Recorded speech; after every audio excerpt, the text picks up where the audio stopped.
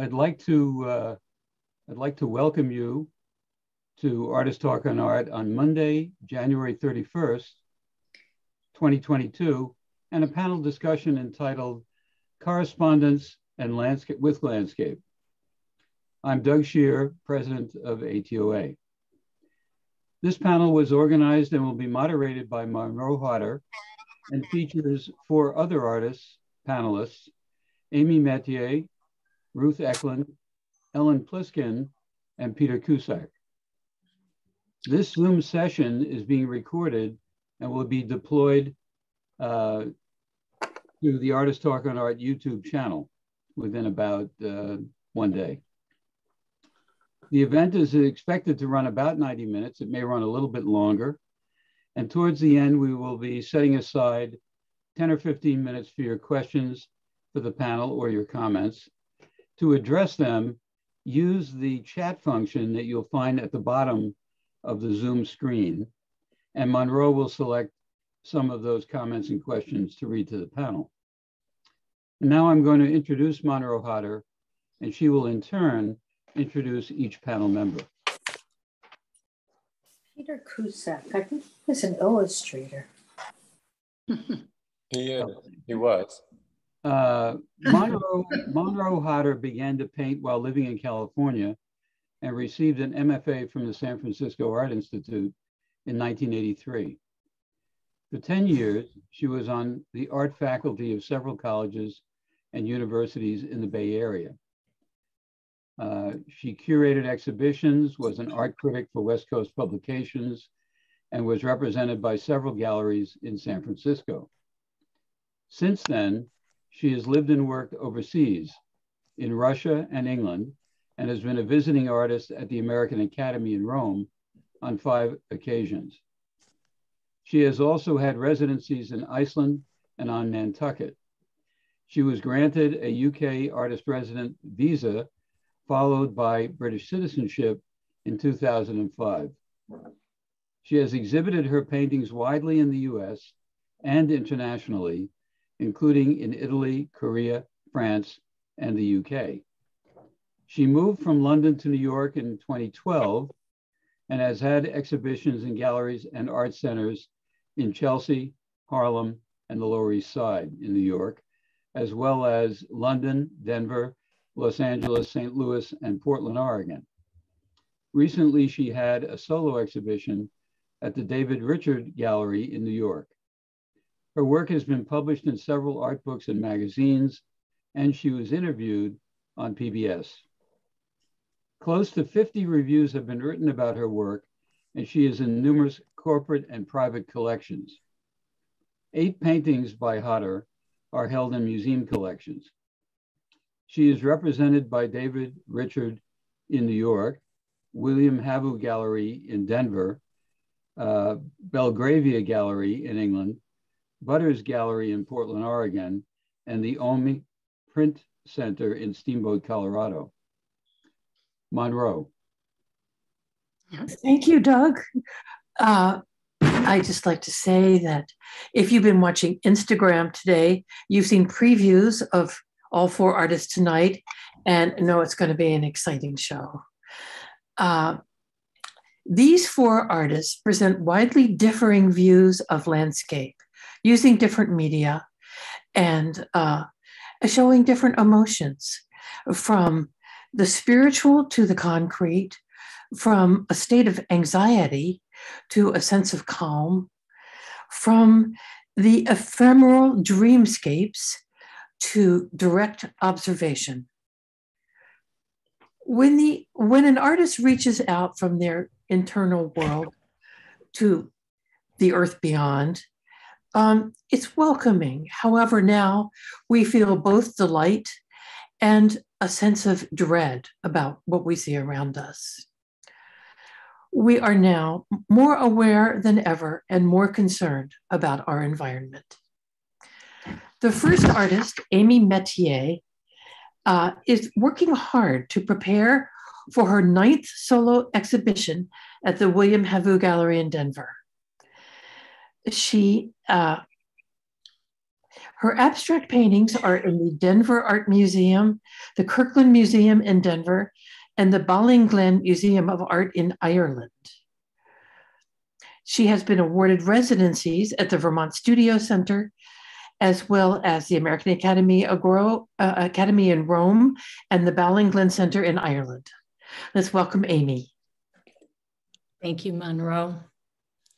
First of all, hello to everyone, and thank you so much for participating in this. I thank the ATOA, to Maruna Stratan. I hope I said that name right. She helped me with this, putting this PowerPoint together. And to Monroe, generous friend to artists and supporter of the arts and the incredible painter. So I live in Boulder, Colorado, where it's very cold right now. And I have a studio in Denver. I've been an abstract painter all of my adult life. I'm heavily inspired by landscape, primarily landscape. Sometimes I venture into other areas, still lifes, but the landscape is really inspiring to me. And I would say that my work it's sort of in that restless space between abstraction and figuration. I'm very interested in creating the illusion of light. And I'm also interested in the precarious balance that my work represents of objects, of shapes, of choices that the artists make. I try to create a strong sense of energy in my work, and color is also very important. So the work that I'm going to talk about tonight is made during the last 2 years. And, oh, I have to share the screen. I'm looking at Monroe and enjoying that. Sorry.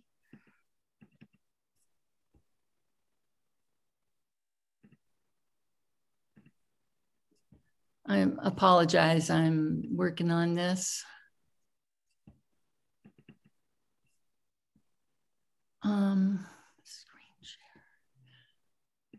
Share. Maruna, wait a minute, hold on, maybe it's this one.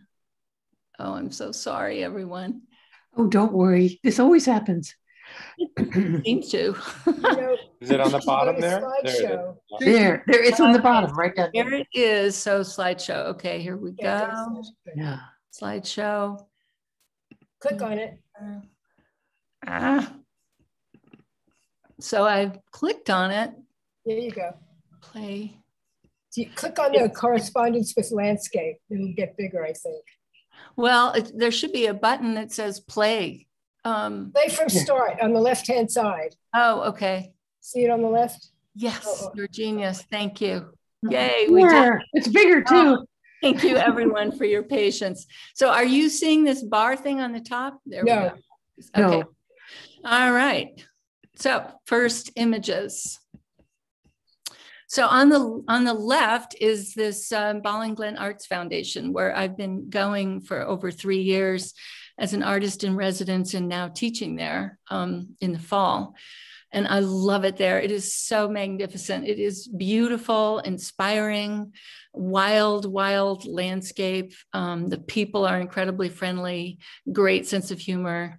And I'm also very attracted to the spiritual energy that is in Ireland. The tragedy, the history is fascinating. So the work on the left, I don't know if can you see it? Mm-hmm. Oh, whoops, going back.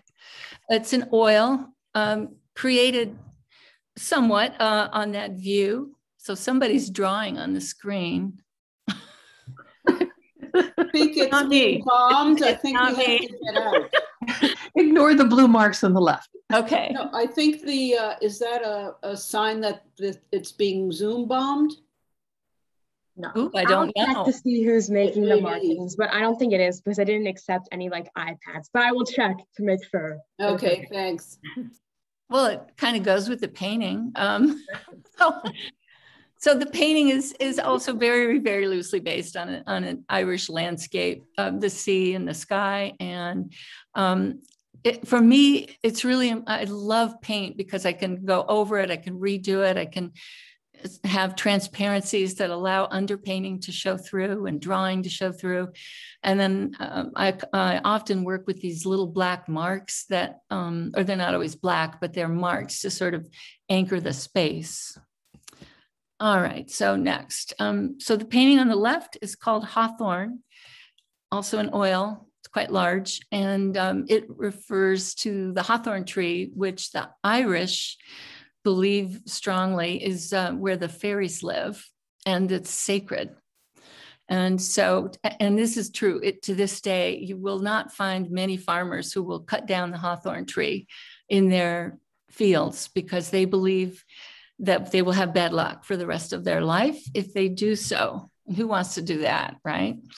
So then the one on the left or the right is called Anthology, also a reference to the wild trip from 12 days to 11. I'm sorry? Still, Okay. Anyway, this painting is also a reference to the cliffs and the sea and the weather in Ireland.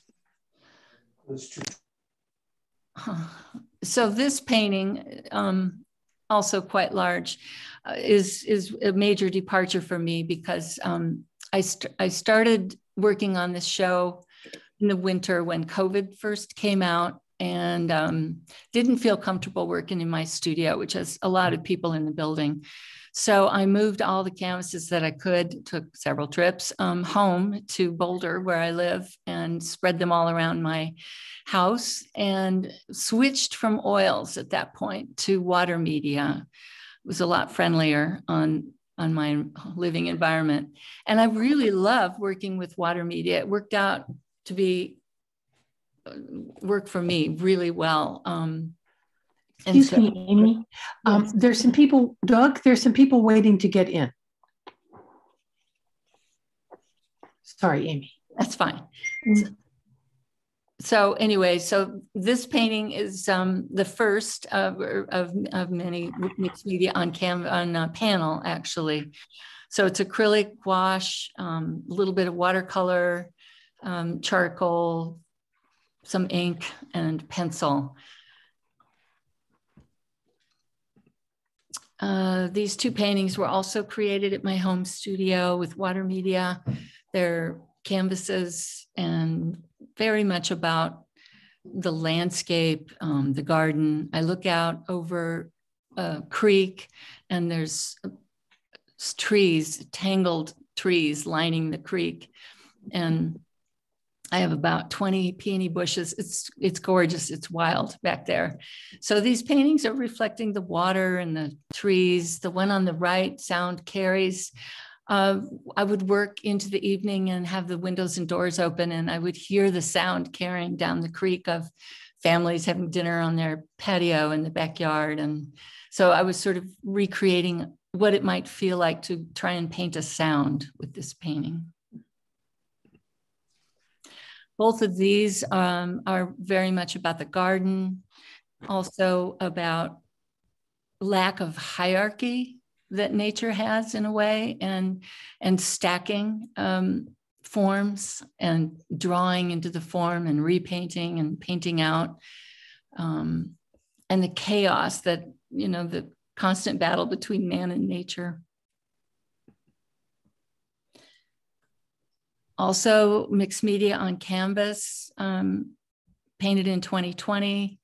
The one on the left is really an homage to one of my favorite painters, Graham Sutherland. And it's in particular talking about one of his paintings that I just love called The Scales. And while this painting does not represent that painting virtually, visually, it's very much about balance and balancing the choices that we make as an artist on our canvases and also in life. The one on the right, Collarbone, tangle of trees, light, energy, trying to have a little bit more somber palette to balance some of the high chroma work that I often do. These two are newer paintings done in the summer, last summer of 21, and they're large canvases, 6 by 5 feet.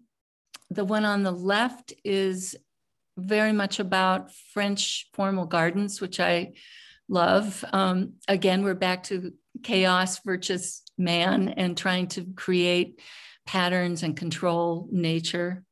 And I like that geometric structure that often one sees in formal gardens. And I'm loosely referencing perspective, but also trying to make this framework sort of float without a real strong sense of ground or sky.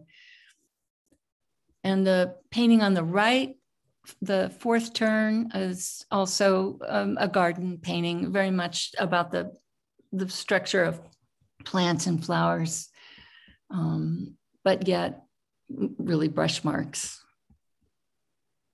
And I tend to repaint and paint over canvases frequently in this painting. The fourth turn is really because there were 3 others before it. This painting on the left by the waters refers to a poem by William Butler Yeats. And it is also refers to a hawthorn bush, and an effort to sort of simplify space and create more negative space in the painting, which I'm constantly working on. And the big orange shapes kind of ground that red line. The 2 are supposed to work together. The painting on the right, mixed media on paper, is a little watercolor that I did in Ireland, referring also the nature there on Achill Island. 2 more watercolors, both of them done this last fall in Ireland, referencing the energy in the water and grasses and the beach. So the photo on the left is of Downpatrick Head. It's a very ancient geological formation that is just an amazing thing to visit. It's very soulful, full of tragedy and history and stories. In fact, there was a medieval village on the top of this cliff formation, and the rock sort of bridge leading to it was washed out during the 1400s. So people were stranded. And so it inspired me to start this series of collages that you can see on the right, roughly alluding to the sea stack, more just an exercise in formal arrangements of color, and composed of ripped out pages from books, old books that I've collected through the years and travels, and little paint chips and different things that I've found. And I've really enjoyed working with these series. They're calming, they're very different than the wild sort of work that I do, which is like shape-shifting on the canvases. So these are 2 more examples of these sea stack collages.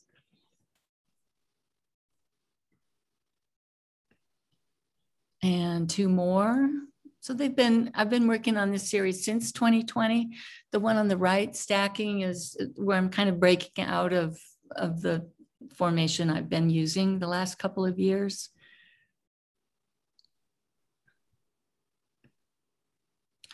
And this is my studio. I have this wonderful large studio in Denver, and I am working steadfastly on this show for the William Havu Gallery. The middle painting is finished. The ones on the right and the left are in progress. And I am fortunate because I'm able to work on about 10 canvases at once. And it works for me, having this dialogue between the canvases while they're in progress. And these are the last 2 of the show. They're finished, I think. And they're both mixed media on panel and canvas. The one on the right is quite large, and they are referencing some of the smaller watercolor studies that I did in the fall. So that's it. Thank you so much. And if we don't get to your questions, you're welcome to email me as well, amymetier4@gmail.com. Thank you. Amy, that was wonderful. So we will save questions for the end, and We're now, first, I'd just like to mention to Doug that there's some people still waiting to get in. Are you there, Doug? Yes, I am. So I doesn't say admit. Don't worry about that. We will admit them as they come in. They're waiting. They've been waiting for about 10 minutes. Nobody's waiting. They're all admitted. Yeah, there's no one in the reading room. You may have seen people who were saying that before 7 and you're just seeing it. No, they just arrived like at about 10 after. Oh. And they weren't able to get in. I'll check again. Okay, our next artist is Ellen Pliskin. And Ellen is a native of New York City and has a studio in Manhattan. She also works during the summer months at a studio in Cheshire, Connecticut. Her landscapes, let's see, she's still waiting. Her landscapes reflect the luminous colors and the atmosphere in land and sky.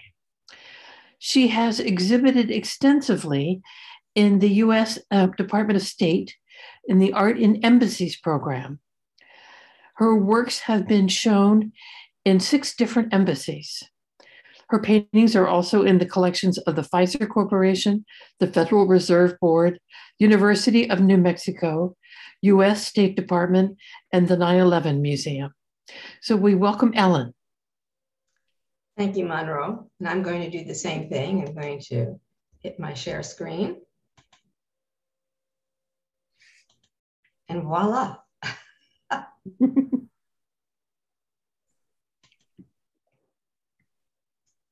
Okay.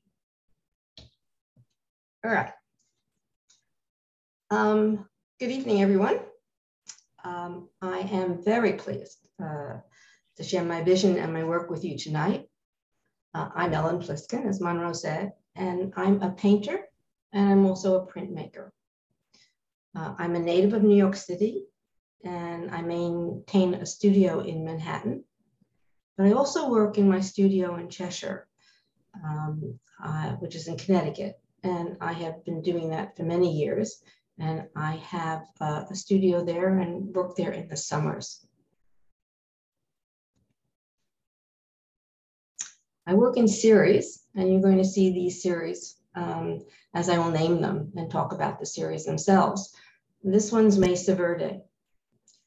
I find that I want to be an explorer, and I want my work to be an exploration of what I see and what I feel when I view a landscape.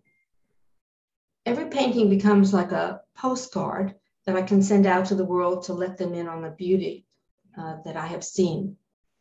I feel them following in the footsteps of painters like Albert Bierstadt and Thomas Moran, who wanted us to see and then preserve the great vistas of the West. To do that, they sent out their own versions of postcards. Frederick Church did the same after visiting South America, and all of them were very big postcards indeed. One of my first explorations was when I visited Mesa Verde in New Mexico. I think that this is my most abstract series. For me, this site is a very haunting one. It's full of spirituality as well as beauty. And it's one of my first complete series.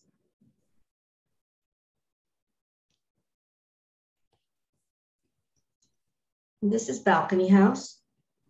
These are the remnants of over 800-year-old ancestral Pueblo people's cliff dwellings at Mesa Verde.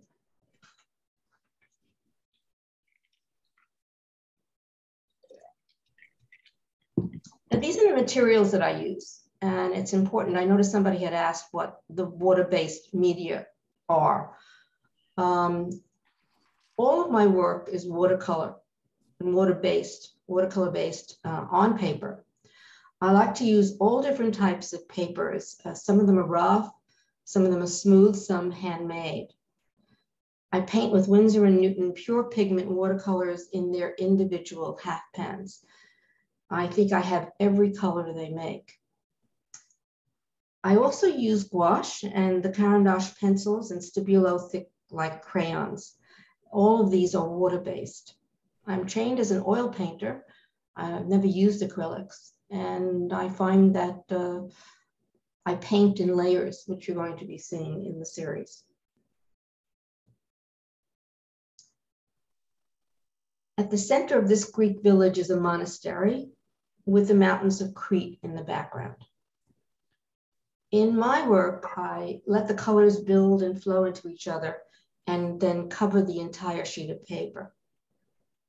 As I said, I was trained as an oil painter, but here I don't mix the colors in a palette, but use a pure paint pigment to layer the colors.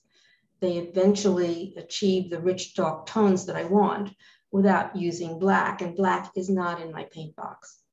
This layering of colors makes it much more interesting for me, and I think it's a much more interesting experience for the viewer.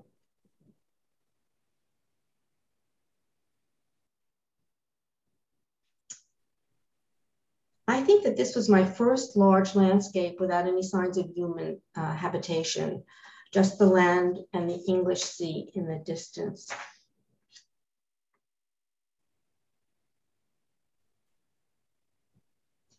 This starts the Acadia series in Maine. As I said, as you can see, I work in a series, and a series can be comprised of up to 25 paintings or as little as four or five. I'm often struck by how each series has a distinct tone of its own, a distinct color, light, and sense of time and place. As you saw in Mesa Verde, Mesa Verde is hot. It's full of reds and oranges. And as you see in this series in Maine and going to see in the high mountain meadows of Yosemite, the colors are blue and green and purples. In the end, each of the series reflects my relationship and my experience in that particular landscape.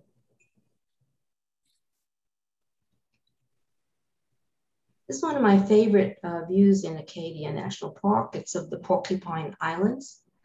And this was done on a very large sheet of handmade paper.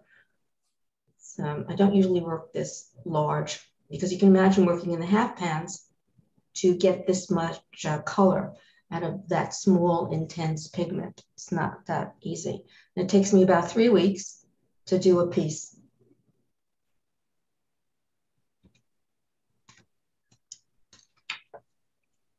These are now the Tuolumne High Mountain Meadows in Yosemite. Now, like Mesa Verde, these high mountain meadows in Yosemite also bring a certain spirituality and beauty to all who view and experience them. So I was very pleased when this painting, Mount Gibbs, was acquired by the Federal Reserve Board in Washington, D.C., and it's now part of their American Landscape collection.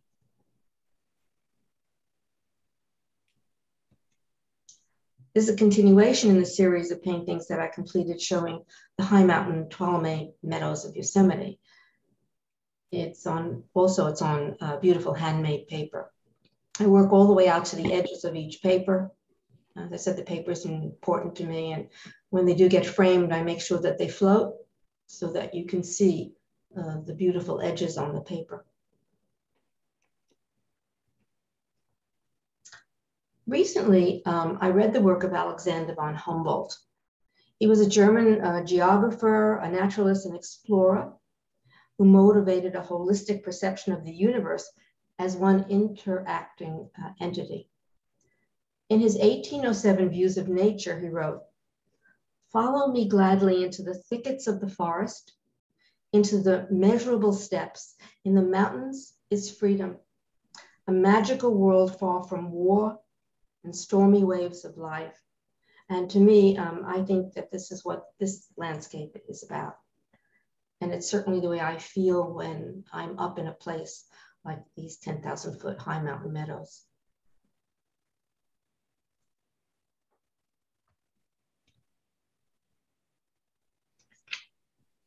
The next series is called Carlson Farms. And of course, this is my connection to Connecticut. I've been painting and drawing this historical farm, it's about 200 years old, ever since I moved to Cheshire, Connecticut. It was originally a cider mill, then a horse farm. Today, unfortunately, most of the buildings surrounding the barn have been torn down, and the huge red barn has been converted into a private yellow house. So now only my paintings exist to tell its original story. And it's kind of sad. It's possible that the Cheshire Historical Society will be acquiring one of these paintings in this series. And I think that would be really cool because John Frederick Kensett, who was born in Cheshire, and the Cheshire Historical Society has one of his pieces in the Historical Society building over their fireplace. It would be kind of cool to have my pieces somewhere near his as well. Admire him greatly. This is an overview of the farm complex, and it's got its hand-built wall by Mr. Carlson himself, and you can see that in the front of the painting. You see this is a rough handmade paper. It's a French paper, and the texture comes through, and I like to work all the crevices of that rough texture. And it's just the opposite. This is a large piece, 26 by 40. The other piece was 11 by 14, right? This is a large piece. It's smooth, not rough. And I love this big red barn. I used to just walk across the fields and walk right up to it. It's got incredible personality, and I feel it has a strong character of New England in it. And such a large piece, it's really, you know, there in your face.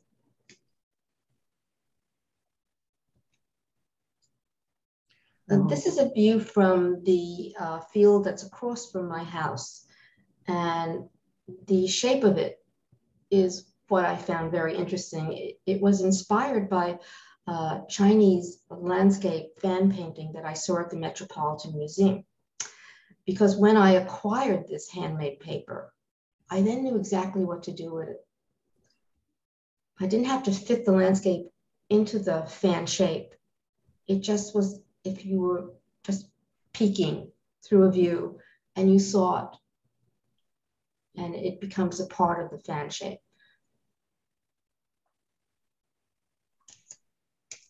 Here again, the paper is very important.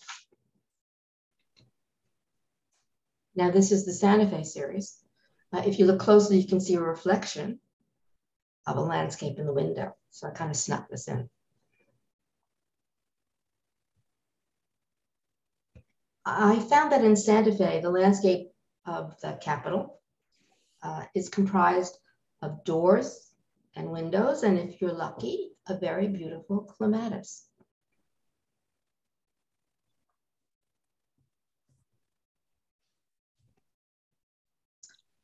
As part of the United States Department of State, the Art and Embassies program, my work has been exhibited, as Monroe said, in 6 United States embassies. My landscapes, therefore, are my postcard to all who view them in these embassies all over the world. This painting, Rust Shutters, from my Santa Fe series is currently on view in the United States Embassy in Bandar Seri Begawan, Brunei, in Asia. That's kind of cool, I think. Get to see it. Now, the United States Art and Embassies program is really wonderful. They produce a catalog for every show, beautiful catalog.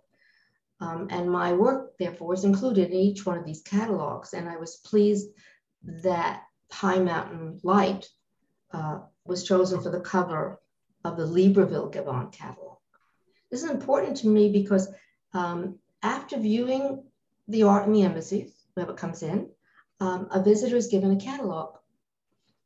And again, I'd like to think that these catalogs, they're a lovely postcard.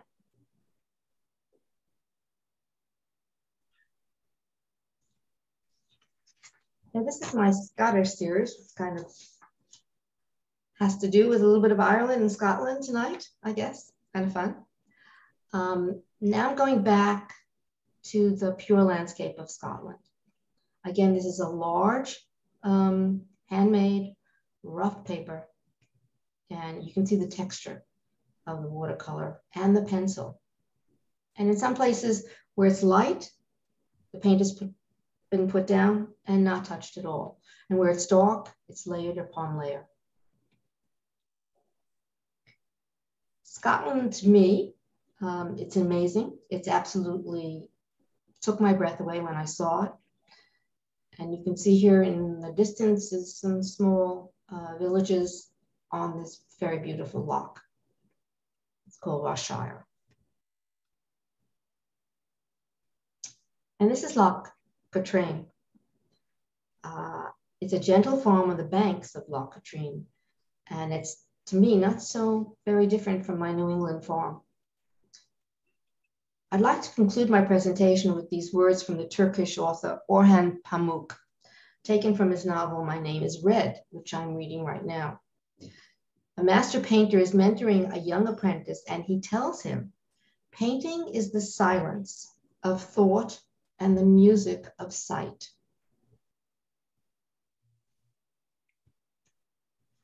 I'd like to thank ATOA and, of course, Monroe Hodder, for inviting me to be part of this panel and this presentation. It was very exciting to have to develop the slideshow. It was a thing that I really, really enjoyed doing. So thank you again. Thank you, Ellen. As someone said here, luscious colors and sensual shapes. Right. Okay, now we will hear from Peter Cusack. There he is. Peter is a publisher, producer, writer, and painter. He is the founder of Cornwall Contemporary Art and the publication Coco. He has degrees from Syracuse University and the École Albert Dufoy. His work can be found in the Museum of American Illustration, the New York Transit Museum, and the U.S. Air Force Collection. His thoughts on art and drawing appear in An Illustrated Life, Drawing and Inspiration from the Private Sketchbooks of Artists, by Danny Gregory, and Drawing Inspiration, Visual Artists at Work by Michael Fleischman. We welcome Peter and look forward to seeing his work. Thank you, Monroe. Thank you, everyone, for having me. And I agree, it was really interesting to think about the landscape and think about my work and come up with a presentation. So he's, okay, here's the first slide, a correspondence with the landscape. And then when I was working on the slideshow, I came up with this statement: the whole sense of the landscape and a responsibility to it is at the core of my work. It is the environment of our lives, the theater of our incarnation. It influences the condition of our experience. And I use the word incarnation purposely there, and I'll get to a painting that sort of discusses that. And then when I was thinking about the talk, this painting came to mind. This is a Thomas Eakins painting, painted in 1881, and it's called Mending the Net, or Mending the Nets, probably plural. And I thought of it because I thought it had two themes that run throughout my work, the sublime and lament, or lamentation. There's an ominous feeling. So it's just kind of an inspiring work. I've always loved it. So I thought I'd begin the slideshow with basically this is a work I did in about a year ago, spring of last year. And like all of us, we're spending the winters in our studio, and it's very concentrated time. So when the spring opens up, I start hiking, and I'll bring a pad with me and some Conti crayon and go out into the woods or along a lake that is near my studio called Burr Pond. And I'll hike with my friend and sit down and draw. And I purposely bring Conti into the landscape so that I'm not dealing with color. So I'm kind of looking at the landscape in a more dramatic, personal way, thinking about the structures, thinking about rhythms, thinking about mysterious narratives that appear in the landscape. And again, I was telling Monroe that this is done in a very dynamic, like the situation is a very dynamic situation where there's no easel. I've been hiking, and it's really just the exact opposite of a studio situation, which is wonderful and freeing. And I think one of the reasons why I really am drawn to this process is exactly for that reason. So to get out of the studio, to get out of a process and kind of shoot from the hip. This is another drawing, again, done, this is a lakeside.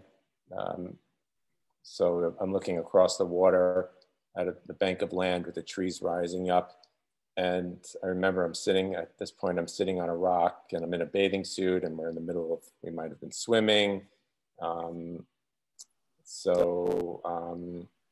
Yeah, it's just the perfect time to draw, and I have no ideas about where the drawing is going or what it needs to be. It's just a very open, spacious kind of experience. Same thing, then I'll go out hiking again, and this time I'll bring my watercolors. And I pack light. I usually just bring a tote. I'm not really a hiker. I'm, basically a New Yorker, so I'm not really, don't really have the hiking equipment, but I'll bring a tote with my pad and my watercolors. And again, this is just, I'll be sitting on the rock talking with my friend. Not even really concentrating on what I'm doing. I don't bring paper towels, I bring big brushes, and I'm just kind of slopping the paint around, looking for sensations, and really just trying to transmit the experience of being with my friend and at the lake and just in the environment. This is also a very quick watercolor. It's probably just to the right of the one above it in the slideshow. I just kind of pivoted, and it's a bank of trees with its reflection. And there's just something very poetic about the simplicity and then the phenomena of reflection that I think is, really magical. Also in the summer, spring and summer, I usually wake up every morning and I'll have coffee and paint with watercolor on this pad. And I do many, many of them. There's a few, I'll sit down and do a few in one sitting. This was done on my front porch, and we had a lot of trees were hit by the emerald ash borer. So a lot of trees are dead and they were coming down. And so here's where the lament begins. I'm lamenting for these trees that have been diseased and are falling. And this is at one point was a very dense forest and no longer.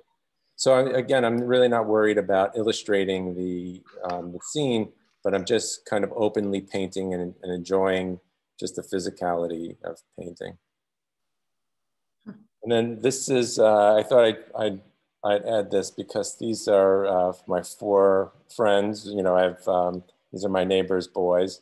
And wherever I go, I usually bring my watercolors, and they usually have art supplies. So we'll sit down and draw. And here we were doing a collaborative drawing where we're kind of verbally playing and talking about maybe a war scene or whatever it is. And we're drawing on each other's work. And it's something I really enjoy. And just being outside, or here I'm on the porch, but you can see the landscape is behind me. Just being in the world and experiencing art, not in the studio, but in a real life situation, and sharing it with these kids is great. This is another more early morning painting. And here I'm looking into the dense forest, and I'm finding these umbers, and that I think there was a lot of mud at that time. It might have been raining. And again, I'm not using paper towels, so the painting is kind of falling apart as it's happening. And I always say that watercolor is the most intellectual medium because it has a mind of its own. And this is also, I remember this painting, I was actually hiking without my friend, and I'm actually hiking with my dog, and I popped down on a picnic table and painted the trees. You can see I shot it with my iPhone and the picnic table is underneath. So just the very immediate experience is very important to me. And I'm really, as I'm doing this throughout the spring and it's going into the summer, I'm just collecting all of these sensations and experiences, and it's just building up inside me.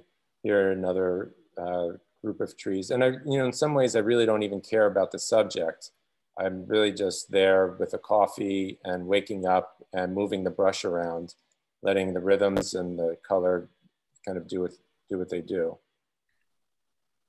This is a little bit more deliberate. This is an evening painting. I'm now awake and I've had a day, and I'm out with my friend Joy at a local lake. And this is one of the massive trees there. And the kids are playing and the boys are running around. Sometimes they're painting with me. Joy will be cooking and I'm trying to dash off something, just a quick painting. This is my friend and I, Alessandro, hiked deeper into the woods, and we came across this waterfall, and he went foraging for mushrooms, and I plopped down and painted the waterfall. And it's an experience of being surrounded by the trees. I think they call it forest bathing or something like that. And I'm fascinated by the atmosphere and the humidity. And I usually paint very directly. I'm not doing a drawing or anything. I just go right in with color and move it around. This is actually one of the watering holes. And here I'm probably more deliberate in taking my time. I think I remember when doing this watercolor, I was correcting it and worrying about it and trying to finish it and pushing and pulling. So this is normally how I would have worked, say as an illustrator, or trying to do a representational painting where still I'm painting very direct, but now I'm kind of anxious about it, looking to realize it in a more definite way. I went sailing with a friend for a couple of days out to Montauk, and this is very early in the morning. I'm sitting on the bow of the boat and just painting the dawn and the harbor and the trees. And then here's this is just a watercolor I did without being in the landscape, I'm sure, or maybe not, but it's a figurative piece. You'll see on the right, there's sort of a figure in there, but it has some of the densities and the paint quality and the rhythms and the moves that I do when I'm painting from life or out in the landscape. And I'm just pulling that into a composition and still working intuitively, getting my brain into that position of what it was like painting outdoors, sitting on a rock, splashing around, but being a little bit more non-objective, I guess you would call it. And so here, this begins kind of where the landscape then influences the work in the studio. And that this watercolor painting is a transition into how I would then find it useful in the studio. This is a figurative piece that there's a gray figure there in the middle, and that comes from one of Michelangelo's figures in the Sistine Chapel. It's a Lydian Sibyl. It's a figure of a woman's back, and she's opening up this large book. I wasn't aware of what I was doing. It's just, it kind of came out that way, and I recognized that the back of that figure. I am a student of Michelangelo, so I'm not surprised. And this is a larger studio painting. It's about 40 by 50, somewhere around there. And I think this piece is sort of collecting all of the sensations and experiences of being out on the lake. And it collects all the different feelings that I have, that's going on. And I'm trying to allow the paint to do what it does, just as I did in the watercolor. This is an oil painting. Figurative piece, landscape, ideas about the landscape, and it's the density and the mystery of the light in the landscape. I'm using that for this figurative piece. There's two figures there. I call this painting communion. One figure is sort of stable on the right, and there's a figure upside down, sort of topsy-turvy. Mm-hmm. Another figurative piece. This is a painting that, a number of paintings that I did that I called Creation. And there's a figure on the right, and that the experience is that they're corporeal, and then there's a figure, sort of angelic figure, like a Tintoretto painting, and that's the divine. So it's these two themes in our lives, the body experience or the human experience, and then divine. It's the divine's influence on our lives, its presence that's always there. This is a painting. This is certainly Lamentation. This is about loss. I call this painting William Passing. It's during COVID. A friend of mine died, not from COVID, but from pancreatic cancer, a very good friend. And this is in the studio at night, and I just decided to paint, and this is what happened. It's hard to see, but there is a figure there on the right, and I realized that that's Bill's body. And there's another figure on the left, and that figure reminds me of, I forget how you pronounce this word, the inudes that exist in chapel paintings. They're like little cherubs. And I think that's how that figure works. And then this is the painting that I call A Letter to Zola. It reminds me of an El Greco landscape, view of Toledo. And whenever I think of El Greco, I also think of Cezanne. And I recently did an exhibition. I called it A Letter to Zola.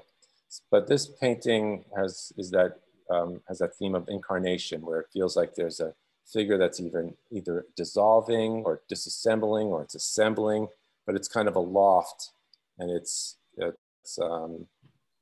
separate from the space. So I think it has a disconnected feel.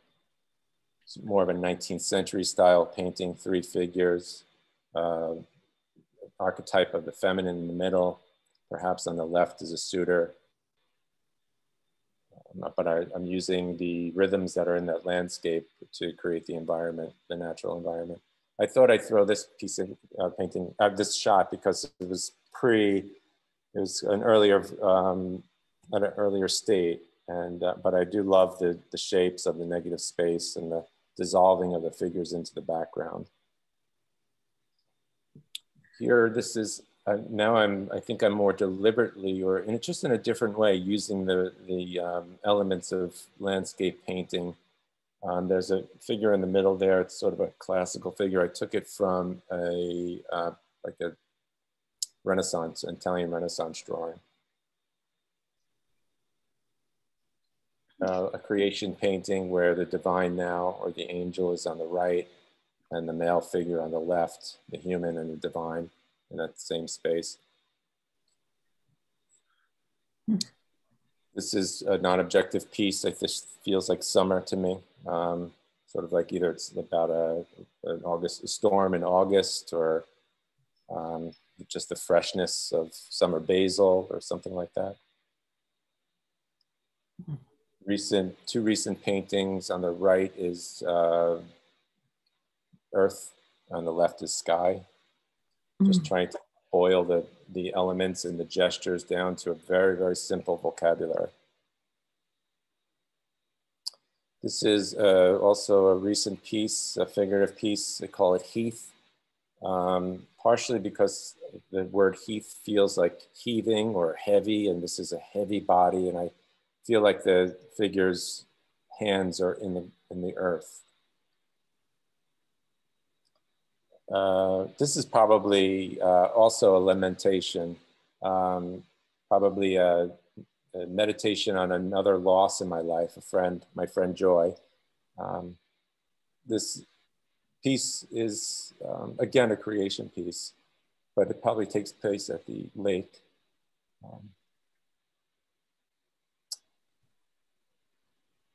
And then recently I've been doing etching, and this is, again, one of that, I think another piece about creation where there's an angelic figure on the right, and then more corporeal figure, there's on the left, and then a bust all the way to the left.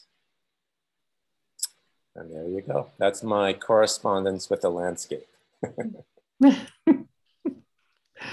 Oh, Peter, that was wonderful. Okay. Oh, I have to stop sharing. Thank you. So now we will have one last speaker, Ruth Eklund, who's a video artist. She's from the Bay Area, and she's exhibited widely there in the Bay Area and also throughout the US. She has traveled extensively and connected with viewers in countries such as Costa Rica, Kazakhstan, where we did we were in a biennial together in Kazakhstan, Germany, Singapore, Turkey, the Czech Republic, United Kingdom, Cyprus, Israel, South Korea, China, and Portugal. She believes in a universal language and feels that it was communicated through her work in these places. So Ruth, please go ahead.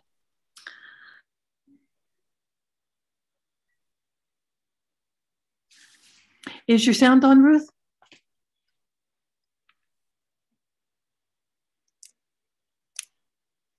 Ruth?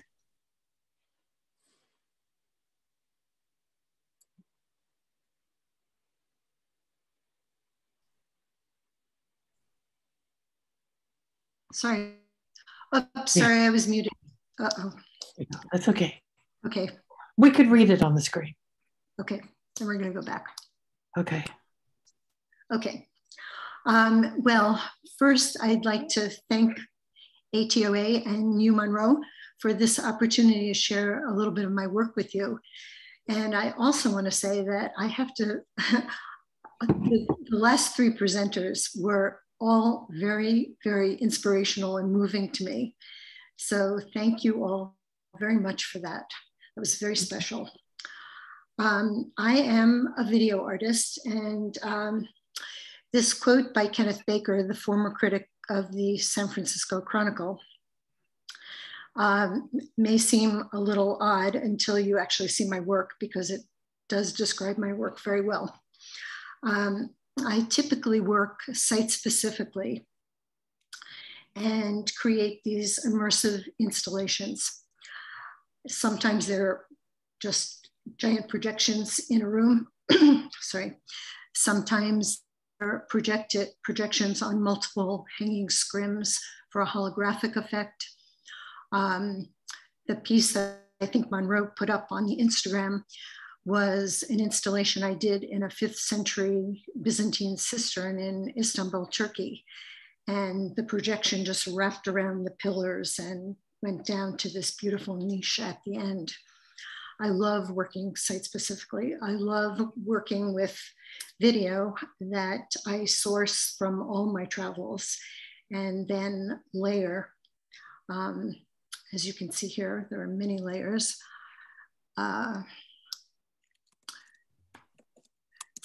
You're going to be seeing some excerpts of videos, because my videos tend to be 3 to 12 minutes long.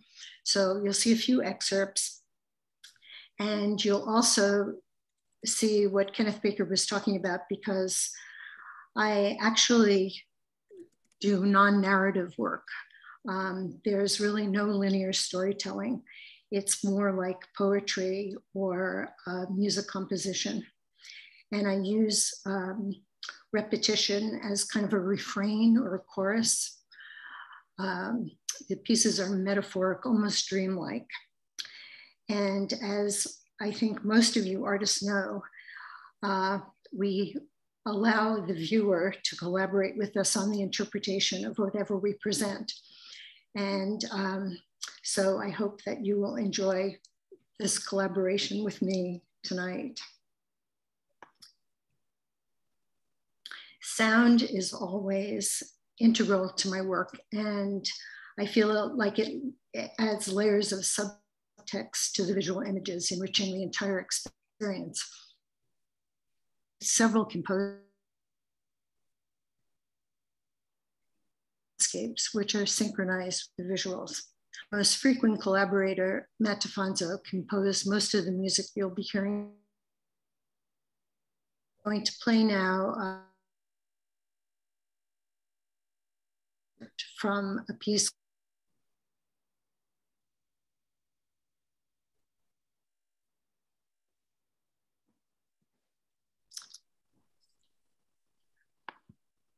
Ruth, we missed the end of that sentence. Oh, sorry. You know what? It says my internet connection is unstable. I'm sorry. I know. We all get that. Yeah. Okay. Okay. This is just an excerpt from a video called When Time Flows Back. Oops, why isn't the video playing? Oh, dear. Okay, there we go.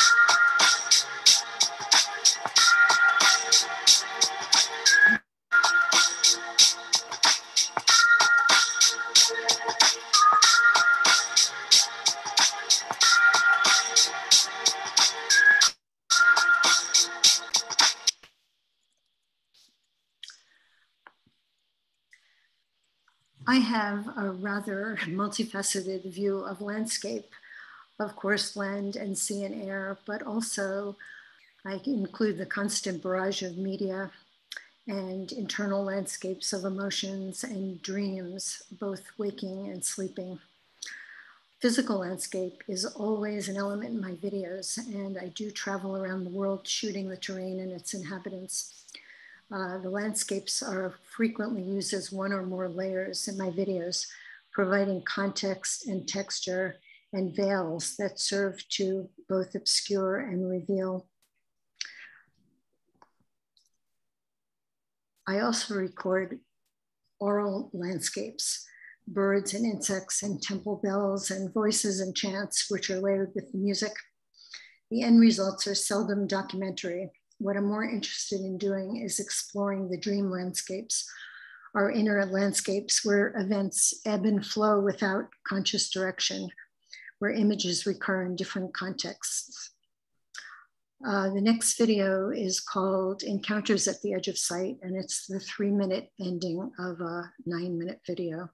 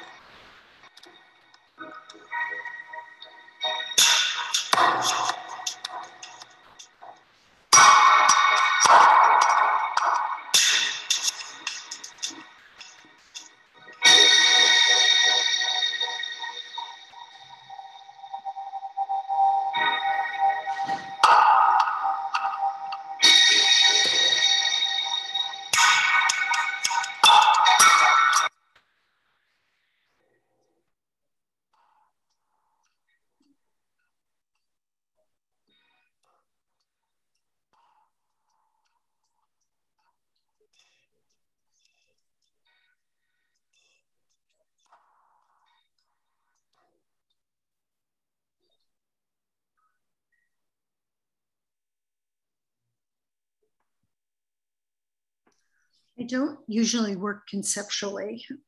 I usually begin with some clips that I find compelling at the moment, and then keep adding other clips that seem to relate to them, both videos and stills, into Final Cut Pro, which is the editing platform that I use.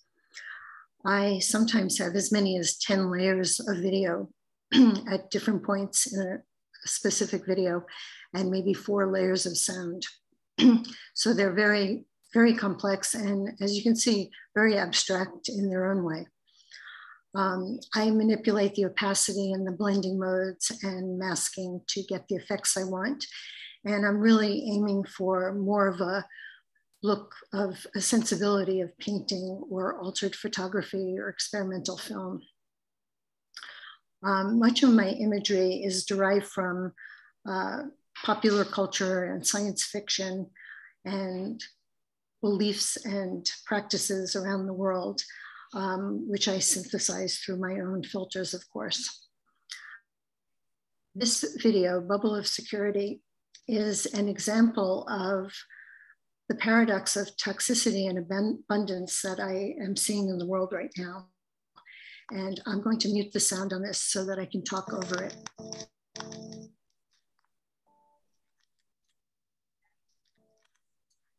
As I worked on this video, a story actually emerged, and it is that an apocalyptic event has taken place. And somehow these bubbles have appeared, and the lucky few, the lucky few who are left on Earth are living separately in these bubbles that provide both shelter and miraculously sustenance. They drift through a landscape that has once again become verdant, lush, and gorgeous, but unfortunately completely toxic to the remaining humans, except for those few who have been able to somehow transmute the toxins. I know that I was addressing not just isolation and disease, but also the fact that wildlife had returned to the empty cities, that the air with less pollution was becoming clearer, and that if a virus didn't have such a devastating effect on human life, the planet could possibly be healed by a lighter human footprint.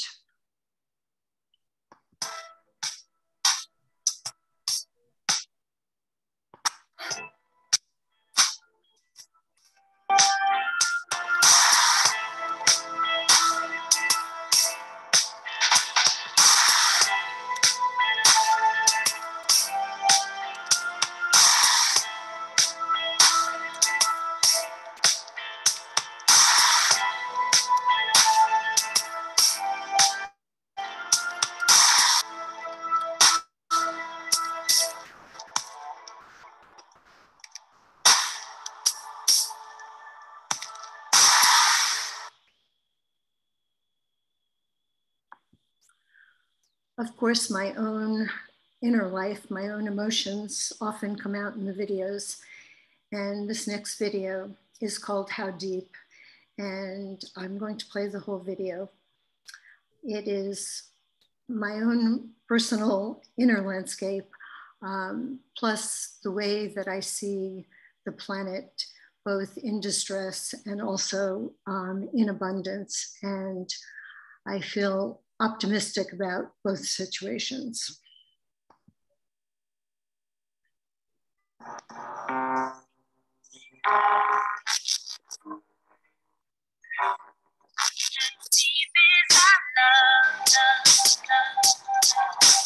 How deep is it? How deep is our love?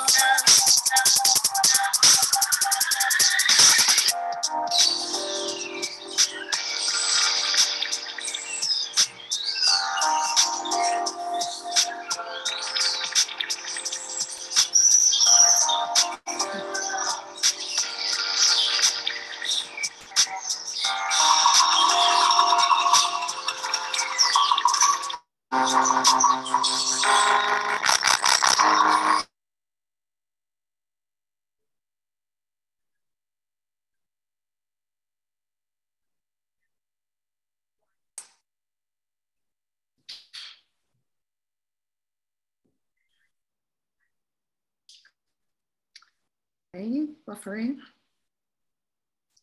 Not sure why.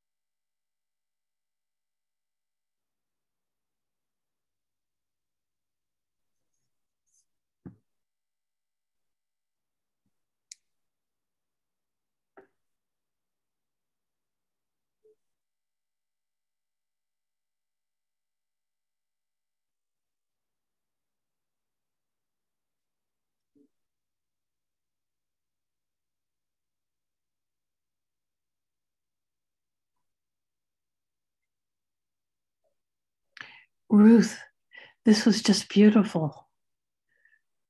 Is there a lot more of the video we're not seeing? Somehow you're muted. I have trouble here. I don't know why. I might be able to pull up the video in a different form. Let me see. If you're interested. We have time. Okay. Hold on one second.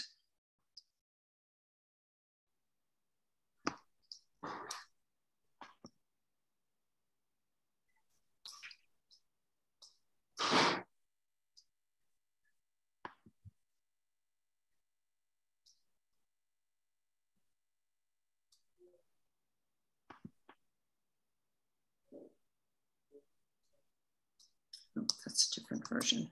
Hold on one second. Sorry.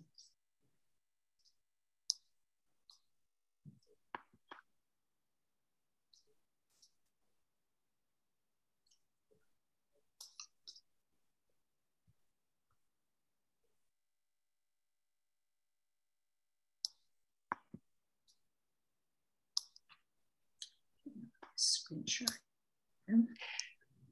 Well, while Ruth is looking for this, I'm just going to read a few of the comments. Such lush and complex imagery. I'm fascinated. Congratulations to all the artists who presented tonight. Okay, Such a variety of ways to correspond with landscape. Do you want to start it now? Yeah. Okay. Yeah.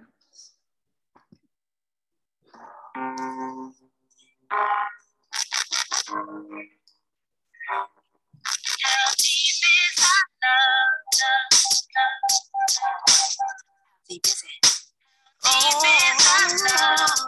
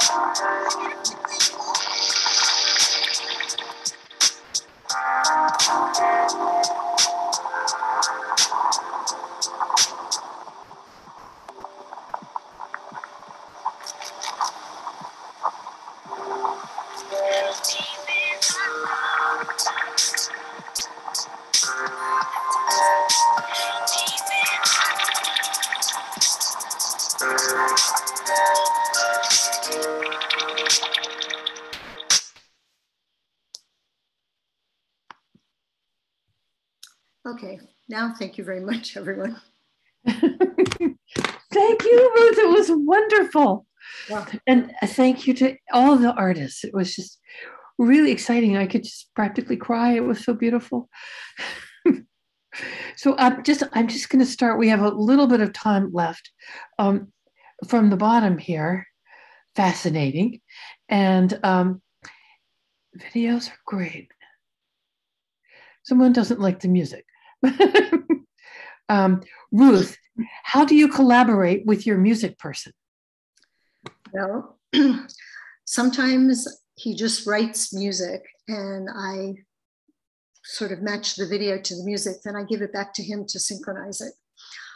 Sometimes I do a video and as I'm working, I give him parts of the video so he can see where I'm headed. And then we discuss the atmosphere that we want to create, since these are intended to be immersive environments, as I've said. And we kind of go back and forth that way. And that's, sometimes I find a piece of music that I like and I contact the composer and see if I can use it in some way. Often I want to cut it up into pieces or use only a part of it. So not every composer wants to do that, but sometimes it works. So someone also asked how you got into video, Ruth. Well, I got into video. I got into this particular way of seeing probably as a child, hanging upside down on my bed and seeing that the floor was actually, the ceiling was actually the floor and the windows were doors. And that kind of triggered this particular way of seeing. But I started out with photography. I started out in photography and then I was doing slideshows for a long time. And I just decided I wanted a lot more control. So I started doing video, and as soon as I started doing video, I really got into the layering, which I had actually been doing with slides too. When I was doing slideshows, I was combining 2 or 3 different films in slides, drawing on them, piercing them, and projecting them. But I've always been interested in the entire, almost theatrical presentation of the work. So music, large environment projected.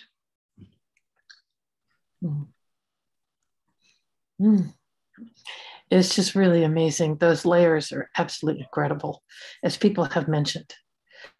Well, you know, it's interesting because we're all the artists who spoke are layering. We're all layering in a certain way. Yeah, in different ways. Absolutely. Peter, someone said to you that the sensitivity and personality of your work speaks to me.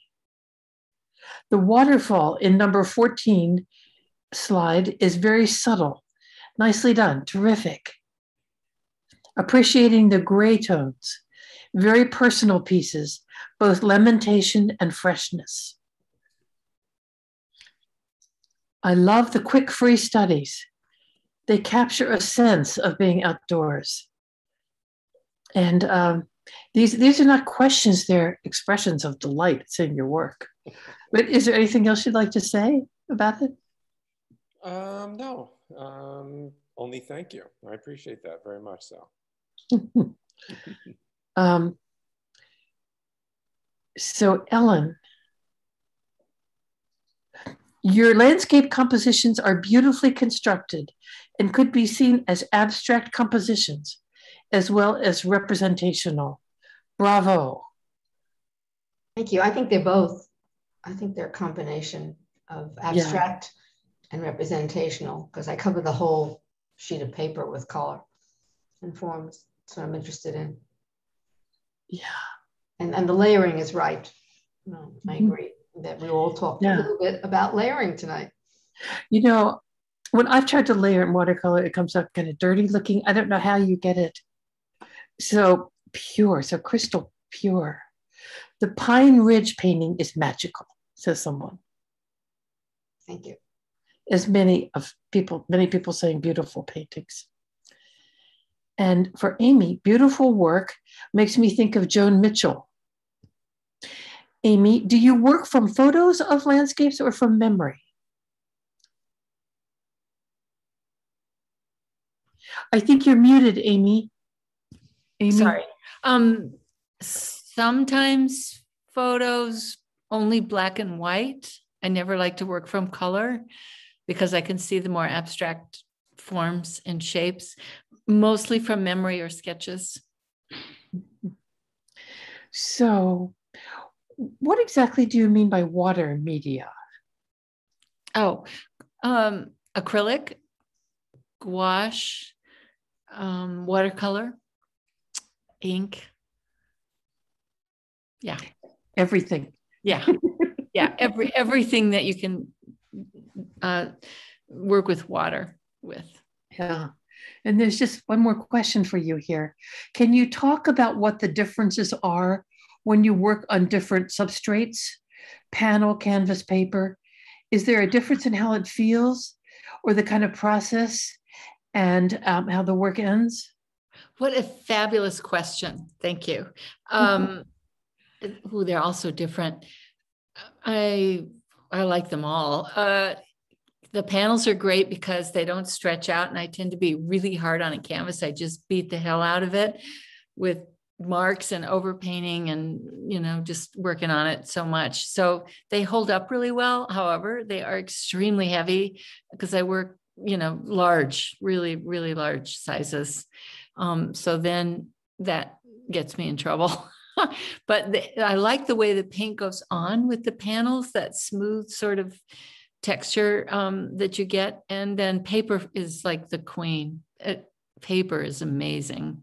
It's just harder to work large, but I do love how paper takes paint. However, Peter Cusack really summed it up beautifully with saying that it controls you, because it does. You cannot go back in and rework it. You cannot really do much more than just hope for the best when you're working with it.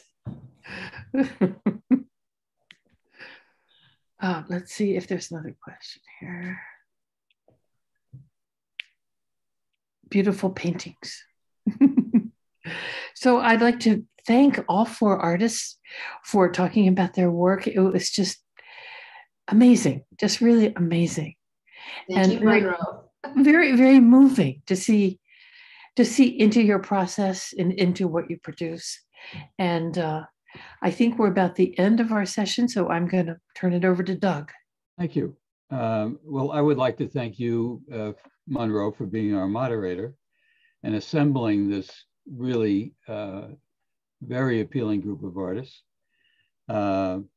including Amy Metier, Ruth Eklund, Ellen Pliskin, and Peter Cusack. I'd also like to thank our Zoom operators, Miruna Stratton and Natalia Dregnea, our other volunteers and interns, particularly our programming committee that's coordinated by Kristen Eichenberg. Please join us on Monday, February 7th at 7 p.m. for 2 practices, art and therapy, organized and moderated by Barbara Lubliner. And thank you all for joining us tonight. I think we all had a good time. We did. Thank you.